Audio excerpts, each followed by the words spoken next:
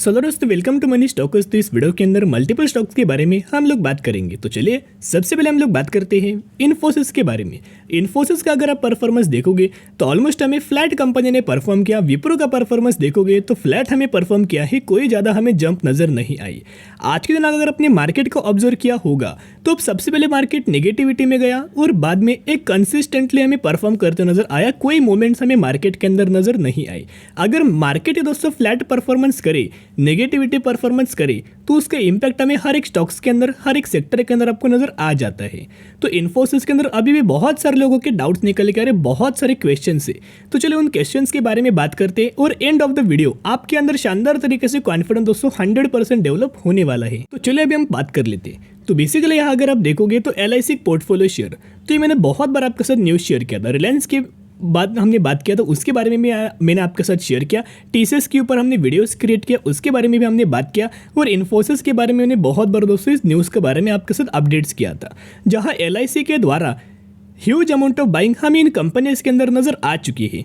Basically Reliance industries के अंदर यहाँ LIC ने ह्यूज अमाउंट ऑफ बाइंग किया है, ITC के अंदर बाइंग किया है, TCS के अंदर बाइंग किया है और इन्फोसिस के अंदर बाइंग किया है। क्योंकि LIC को पता है कि करंटली कंपनी की सिचुएशन बुरी है, करंटली ग्लोबल सिचुएशन बुरा है, करंटली पैनिक सेक्टर के अंदर नजर आया है। कोई एक स्पेसिफिक स्टॉक के अंदर हमें पैनिक लेवल नहीं है, तो एक करंट निवेश करने का बहुत बढ़िया मौका है, जहां म्यूचुअल फंड्स भी इन कंपनीज के अंदर ह्यूज अमाउंट ऑफ हमें बाइंग कर रहे हैं। और बेसिकली हर एक लोग इस कंपनीज के अंदर हमें बाइंग करने की कोशिश कर रहे हैं। जिस तरह से रिलायंस करंटली गिरावट के अंदर मिल रहा है, बार बार आपको बाद में फ्यूचर में नहीं मिलने वाला, पहले भी दोस्तों ऐसा हो चुका है। ऑलमोस्ट 3 साल कंपनी एक ही लेवल्स के ऊपर लगातार ट्रेड कर रही थी, लेकिन जब कंपनी ने लेवल्स को ब्रेकआउट किया, ह्यूज अमाउंट ऑफ रैली हम एक शेयर होल्डर्स को उस ब्रेकआउट के बाद नजर आ चुकी थी। तो चलो सबसे पहले हम बात करेंगे टेक्निकल चार्ट पैटर्न्स के बारे में, कोई इंपॉर्टेंट लेवल्स के बारे में हम लोग बात करेंगे। तो यहाँ बेसिकली दोस्तों अगर आप देखोगे तो ये मूविंग एवरेज है 50 डेज का, ये 200 डेज का मूविंग एवरेज है। येलो लाइन जो आपको नजर आएगी वो 20 डेज का, 50 डेज का मूविंग एवरेज निकल के आ रहा है। तो बेसिकली अगर आप देखोगे जब भी स्टॉक मार्केट के अंदर कोई भी कंपनीज का अगर आप चार्ट देखोगे तो 50 डेज एंड 200 डेज का जो EMA है मूविंग एवरेज, उसी के आसपास कंपनी लगातार हमें ट्रेड करता है। करंटली अगर आप प्राइस देखोगे तो 1200 से ऊपर हमें कंपनी ट्रेड कर रहा है। और जो मूविंग एवरेज जो आपको नजर आया है तो 50 डेज का जो मूविंग एवरेज है 1400 रुपये के आसपास है। और ऑलमोस्ट हमें जो 200 डेज का मूविंग एवरेज निकल के आ रहा है ऑलमोस्ट 1500 रुपये के आसपास हमें लेवल्स के ऊपर नजर आ रहा है। तो जल्दी आपको ये कंपनी ऑलमोस्ट हमें 1400 रुपये तक के लेवल्स पहले टारगेट हमें इन्फोसिस का अचीव होते हुए नजर आ सकता है। और दोस्तों लेवल जो हमें निकल के आए थे, बहुत सारे ब्रोकरेज फर्म ने हमें लेवल्स दिया था। आज भी हमें 5 घंटे पहले एक अपडेट्स आया है जो कि 1280 रुपये का टारगेट दिया है ICICI डायरेक्ट ने।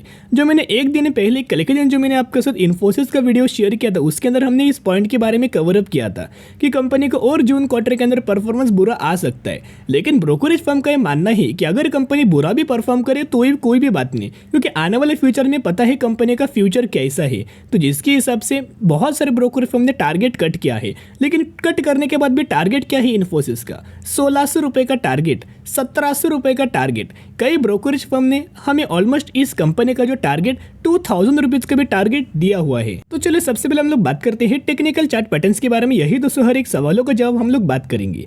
बेसिकली सबसे पहले कंपनी का extremely higher level support level है। अगर आप इन्फोसिस को बाइंग करना चाहते हो, करंटली ग्रेट लेवल्स के ऊपर ये कंपनी ट्रेड कर रही है। बार बार आपको बाद में ये कंपनी इस लेवल्स के ऊपर ट्रेड नहीं करेगी। अभी कंपनी ऑलमोस्ट हमें जो ट्रेड कर रही है 1260 रुपये के आसपास कंपनी ट्रेड कर रही। कंपनी का जो सपोर्ट लेवल है 1250 रुपये का है। तो यही के ऊपर हमें इन्फोसिस सपोर्ट लेके फिर आपको जो तेजी नज़र आएगी, तो सबसे पहले जो टारगेट आपको नज़र आ सकता है 1360 रुपये का टारगेट हमें नजर आ सकता है। और अगर इस लेवल को भी कंपनी लगातार कंसोलिडेट करके ब्रेक करे तो डायरेक्टली आपको ये कंपनी 1620 रुपये तक की भी होती हुई नजर आ सकती है। और जो लेवल्स हमें टेक्निकल चार्ट पैटर्न्स के ऊपर जो नजर आए हैं वही ब्रोकरेज फर्म ने हमें टारगेट दिया हुआ है। तो जिसके मुताबिक कंपनी बहुत अच्छी है, सिर्फ जो करंटली सिचुएशन बुरा है इसी की वजह से कंपनी आपको डिस्काउंटेड प्राइस के अंदर बिलोंग कर रही है।